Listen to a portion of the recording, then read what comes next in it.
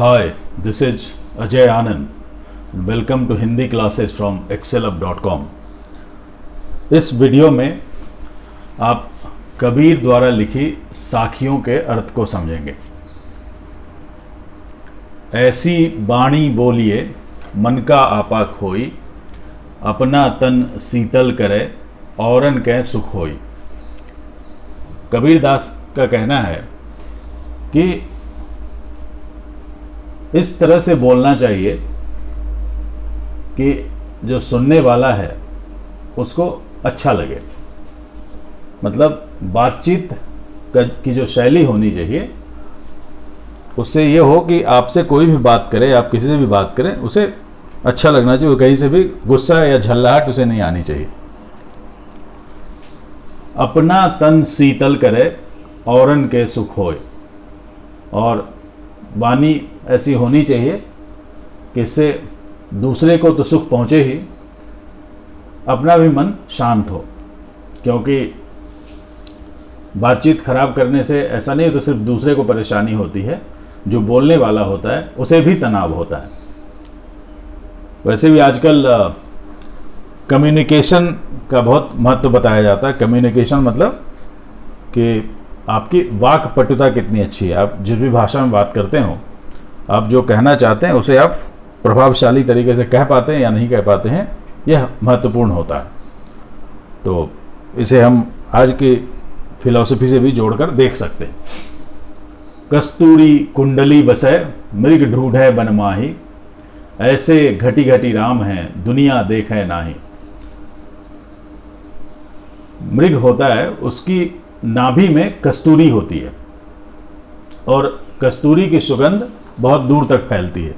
कस्तूरी की सुगंध इतनी अच्छी मानी जाती है कि इसका इस्तेमाल परफ्यूम बनाने में भी किया जाता है, और कस्तूरी काफ़ी महंगी बिकती है। अब कबीर दास जी का कहना है कि जब हिरन उस खुशबू को सूंघता है तो उसकी समझ में नहीं आता कि खुशबू कहाँ से आ रही है, और वह उसे ढूंढने के लिए पूरे जंगल में भटकता रहता है, जबकि वह तो उसी के पास होती है। इसी तरह से भगवान हम सबके अंदर बसे हुए हैं, और हम लोग बिना मतलब जहाँ तहाँ भटकते रहते हैं भगवान की तलाश में। कोई मंदिर जाता है, कोई मस्जिद जाता है, कोई सैकड़ों तीर्थ स्थानों पर भटकता रहता है, लेकिन भगवान तभी मिलेंगे जब इन जगहों पर भटकने की बजाय हम अपने अंदर उनको तलाश करने की कोशिश करें। जब मैं था तब हरि नहीं, अब हरि हैं मैं नाही। सब अंधियारा मिट गया, दीपक देखा माही। यहाँ मैं था अब हरि नहीं का मतलब है कि जब आपका अहम यानी मैं आपके ऊपर हावी होता है तो भगवान आपसे कोसों दूर चले जाते हैं, आपके पास हरि नहीं होते हैं। लेकिन जब भगवान मिल जाते हैं आपको, तब आपका मैं खत्म हो जाता है, यानी आपका अहम समाप्त हो जाता है।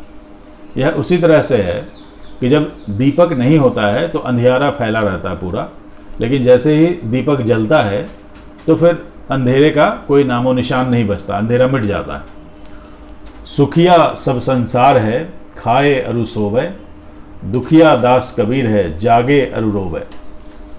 कबीर दास जी का कहना है कि लोग ज़्यादातर अपने जीवन की मौज मस्ती में, विलासिता में खोए हुए, और उन्हें लगता है कि वह बहुत सुखी है, वह खा पी रहे हैं, ऐश कर रहे हैं। लेकिन कबीर दास जी का कहना है कि सही मायने में सुखी वही व्यक्ति है जो दूसरों की सेवा करे, दूसरों की भलाई करे, और उसमें ज़रूरत पड़े तो सारी रात जाग जाए।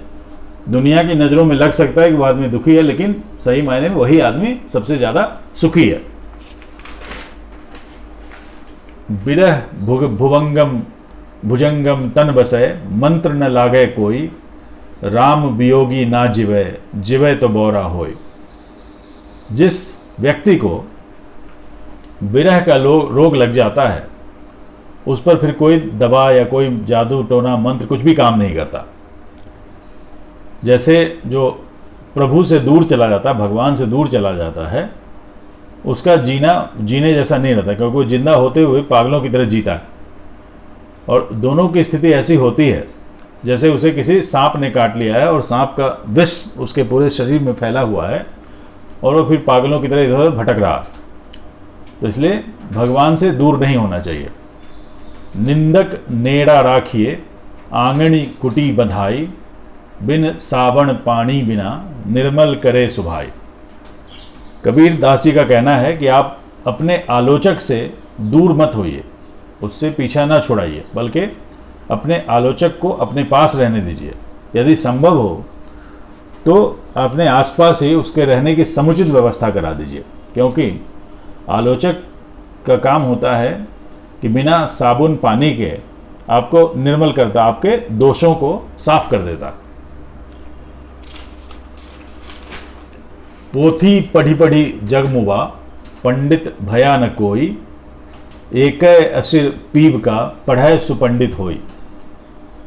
आप लाख किताबें पढ़ लें, मोटी मोटी किताबें, लेकिन उससे ज्ञान नहीं आता है, उससे पंडिताई नहीं आती, क्योंकि सही ज्ञान जो है वो व्यवहारिक ज्ञान माना जाता है। तो इसलिए अगर किसी ने प्रेम का एक अक्षर भी पढ़ लिया, वह पंडित हो जाता है, वह ज्ञानी हो जाता है। यानी किताबी ज्ञान से कुछ भी हासिल नहीं होने वाला है, व्यावहारिकता का ज्ञान भी होना जरूरी है। हम घर जाल्या आपना, लिया मुरारा हाथी, अब घर जालों ताश का, जे चले हमारे साथी। इसमें कबीर दास जी अपना घर जलाने की बात कहते हैं और ये भी कहते हैं कि उनके साथ जो चलना चाहता है वह वही व्यक्ति जा सकता है जो अपना घर जलाने की हिम्मत रखता हो। लेकिन इसका अर्थ बिल्कुल विपरीत है। यहाँ पर घर जलाने का मतलब है मोह माया को जलाना। तो कबीर दास जी का कहना है कि मैंने मोह माया के बंधनों से अपना पीछा छुड़ा लिया है, उन बंधनों को मैंने नष्ट कर दिया है और अब मैं आगे बढ़ चुका हूँ समाज सेवा में, लोगों की भलाई का काम करने। तो इसलिए मेरे साथ जो भी चलना चाहे उसके लिए सबसे पहली शर्त यह है कि वह भी अपने बंधनों का त्याग कर दे, अपनी मोह माया का त्याग कर दे। That's all for this lesson. Thank you.